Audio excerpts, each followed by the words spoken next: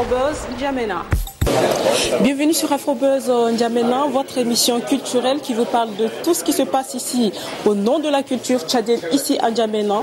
Aujourd'hui, nous avons le plaisir d'accueillir le Cameroun ici au Tchad avec Maman Queen Etemeh que vous connaissez certainement, une dame qui a une voix forte et qui fait de la très belle musique. Madame, bonsoir. Bonsoir, bonsoir à tous les téléspectateurs de Vox Africa. Bienvenue à N'Djamena. Merci, merci. On dit quoi à N'Djamena quand on te dit bonne arrivée? Qu'est-ce qu'on dit? Il dit choukran. Choukran aux téléspectateurs de Afrobuzz N'Djamena. Choukran, ça veut dire merci. Donc merci d'être ici à N'Djamena. Merci de venir nous visiter et merci surtout de nous apporter votre si belle voix. Merci, merci de me donner la possibilité sur une tribune comme Vox Africa de pouvoir partager les instants de ma vie, pas seulement de ma carrière, avec tous les téléspectateurs. Alors, on vous appelle affectueusement Maman Etemeh.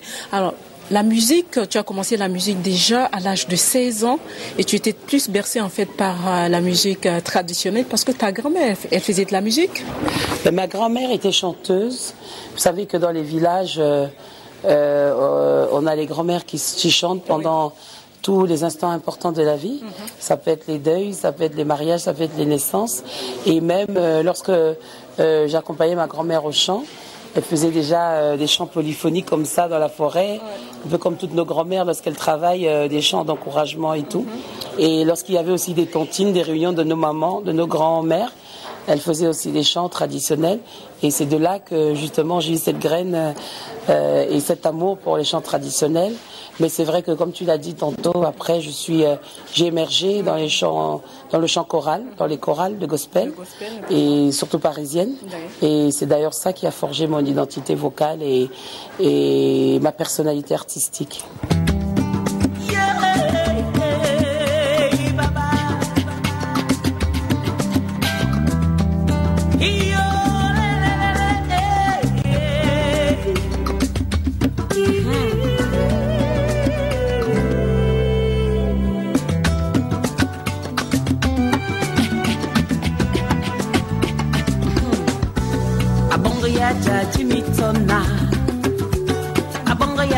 Jimitona ajimya bama ana borba wogulu imureta bangu minge banaka yelekie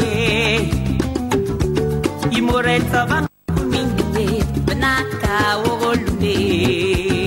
Tu as vraiment une personnalité parce que dans le groupe gospel que tu fréquentais, il y avait 1000 personnes qui étaient là et 100 personnes et tu as pu te démarquer parmi ces gens-là. Quelle était en fait la force qui t'accompagnait en ce moment? On va dire que j'ai eu la grâce. Je n'avais aucune force plus que les autres et j'avais juste la grâce parce que tout ce qu'on a, c'est vraiment par la grâce de Dieu. Mais j'ai eu cette opportunité-là justement de me démarquer des autres. Puisque depuis ces chorales, après avoir accompagné les plus grands artistes pendant 12 ans, en étant chanteuse de studio, choriste, side singer, en accompagnant les autres sur scène, sur les tournées, j'ai pu en 2002-2003 commencer une carrière solo. Et ça fait presque 13 ans que ça dure avec 4 albums à mon actif. Donc je peux dire effectivement que par rapport aux autres, j'ai eu la grâce de me démarquer. Parle-nous un peu de ces 4 albums. Dans mes 4 albums, il y a en 2002... Soki qui est sorti avec la chanson Kuna que vous connaissez très bien, celle qui m'a révélée à travers le monde. Zambe Yahweh Penanini. Ça c'est une chanson que beaucoup de gens connaissent. Après j'ai eu en 2008 l'album La Fille, mon deuxième. En 2010 j'ai sorti Amazing Encounter. Et puis en 2013 j'ai sorti Bimawo en langue béti qui veut dire Djamama. Un appel à l'unité, un appel aussi au lâcher prise, à se laisser guider par celui qui nous donne le talent et qui nous donne la grâce pour pouvoir accomplir notre destinée, c'est-à-dire l'éternel Dieu. Voilà.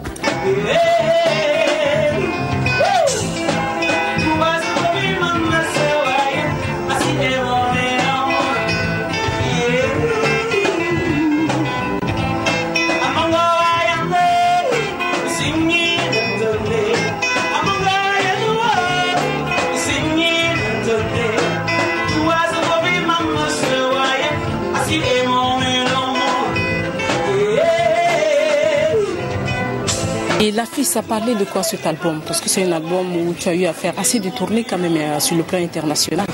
Oui, La Fille. Alors La Fille, ça veut dire tout va bien. La Fille Bala. Ah ouais. Ce mot-là, c'était une fois j'étais à Ouaga. Voilà, c'est ça. À Ouaga, voilà, justement, j'étais allée là-bas invitée par un jeune frère qui s'appelle Fulgence Compaoré. Ouais. Et donc j'étais allée faire ma promo. Et en passant à un endroit, le mot la fille Bala m'est venu. J'ai pris La Fille parce que c'était plus court.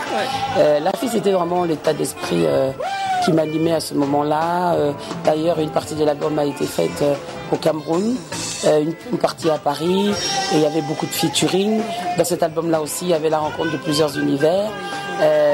D'abord avec le hip-hop à travers mon jeune frère Crotal, que vous connaissez très bien.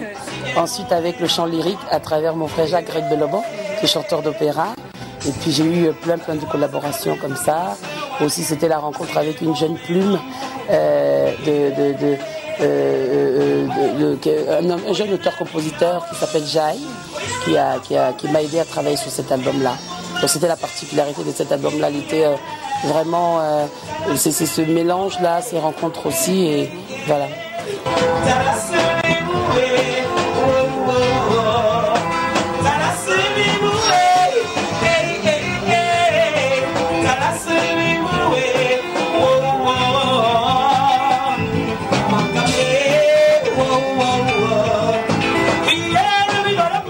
Parle-nous un peu de ta rencontre avec Manu Dibango. Oui, Manu, on s'est rencontrés lors d'un concert au New Morning. Moi, j'accompagnais un artiste aussi camerounais qui fait de l'afro-folk, qui s'appelle Christo Nompobi. Donc j'étais la choriste de Christo et j'étais en section avec d'autres choristes. Et je savais pas que Manu était dans la salle. Et en fait, il m'avait déjà repéré. Et quelques jours après, j'ai été invitée chez lui et il m'a demandé de partir en tournée avec lui. Et puis ça a duré plusieurs années. De lui, je dirais que c'est mon père dans la musique. C'est aussi celui qui m'a tenu par la main.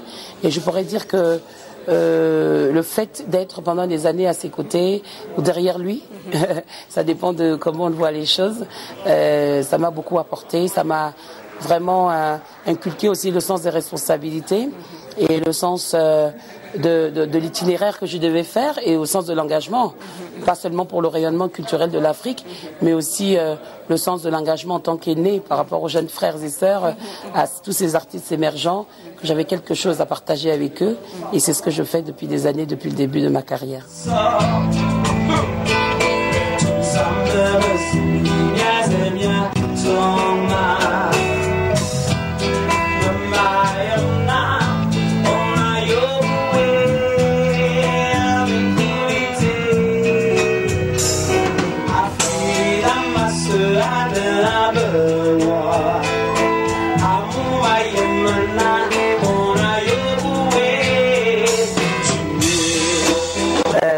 Dire que depuis des années, ma voix est au-delà de l'instrument de musique qu'elle est. Elle est aussi un instrument d'humanisme parce que ma voix sert à soutenir beaucoup d'associations caritatives qui soulagent les souffrances des autres et qui essayent de pallier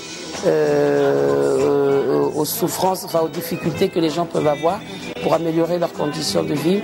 Les associations d'orphelins, de veuves, les associations d'enfants en difficulté, en échec scolaire et d'associations d'handicapés tout simplement. C'est ainsi que je me suis engagée pour des associations de lutte contre la drépanocytose, contre l'autisme, voilà, puisque je suis touchée de très près par l'autisme. Et bref, ça fait des années. Et puis maintenant, ce travail vraiment d'enseignement, parce que c'est carrément devenu un ministère. Maintenant, j'enseigne beaucoup, je fais des masterclass de voix. J'ai monté une école, l'école panafricaine de la voix, première école panafricaine de la voix. Et je vais de pays en pays, comme là, j'ai vu faire des formations sous forme de conférences, puisqu'au départ, je voulais faire une école mobile.